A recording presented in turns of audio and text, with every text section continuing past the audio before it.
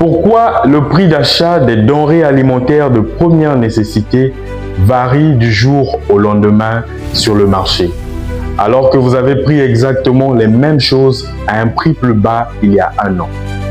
Mes chers compatriotes, aujourd'hui nous allons parler de l'inflation, un sujet capital qui préoccupe le quotidien de nos concitoyens.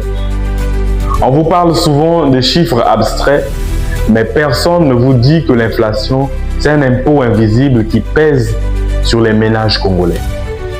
Et quand le prix des matières premières augmente, les entreprises répercutent le coût sur les produits finis. Lorsque vous partez au marché de Total à Brazzaville, par exemple, ou encore au marché de Fontiétier à Pointe-Noire, vous allez constater que les prix des denrées alimentaires de première nécessité ont simplement augmenté. C'est souvent le cas des aliments de base comme le manioc, le riz, l'huile végétale, le lait en poudre, la farine, le sucre, le sel, ainsi que les poissons de mer et les produits congelés.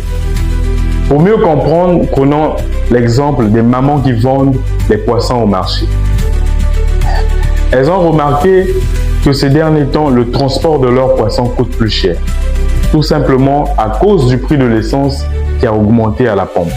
Automatiquement, le poisson coûte plus cher au marché. Comme dit le président du parti Alliance, l'inflation n'est pas une fatalité.